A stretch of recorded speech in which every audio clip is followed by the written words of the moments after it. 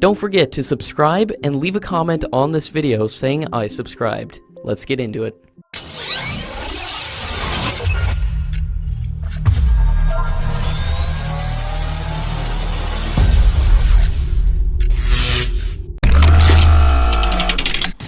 According to latest reports, India is buying two Mirage 2000 fighter jets from France at a very lower price, and the two aircraft would be upgraded to the highest standards by Hindustan Aeronautics Limited.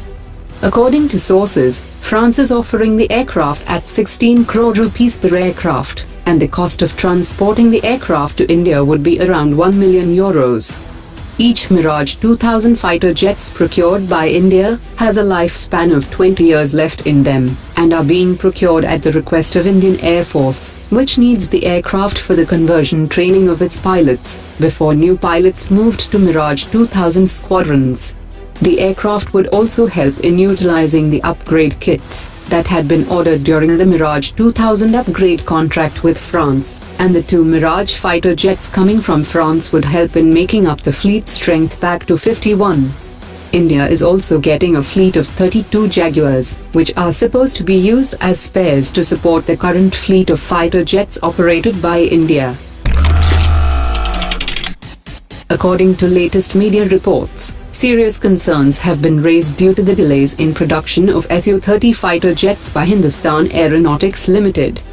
Hindustan Aeronautics was scheduled to deliver the last set of 140 aircraft by March 2017, which has now been pushed to March 2020.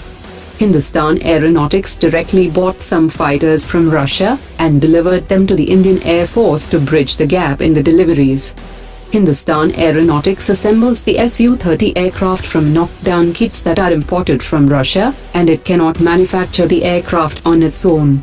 The cost of knockdown kits for one aircraft is around 270 crore rupees, but Hindustan Aeronautics charges 415 crore rupees for the aircraft assembled at its facility, which means Hindustan Aeronautics is charging around 150 crore rupees for assembling the aircraft.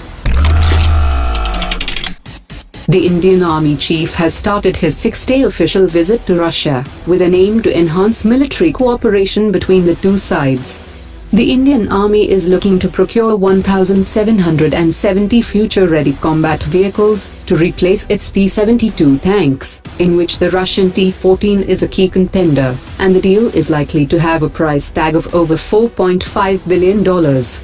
The procurement process was initiated by the Indian Army in November 2017, as part of a plan to induct hundreds of armored vehicles similar to the Russian T-14 Armata, the Ukrainian Oplot tank, and the South Korean K-2 Black Panther. According to the proposed procurement plan, it will be manufactured by a private company in India, in collaboration with the original equipment manufacturer. The Indian Army Chief is also likely to discuss the maintenance and life cycle support of Russian-made military platforms in India. While responding to questions that the Modi government deliberately reduced the number of Rafale aircraft from 126 to 36, the Union Defence Minister has said that the decision was taken after discussions between officials of both India and France, and as per the urgency of the requirement.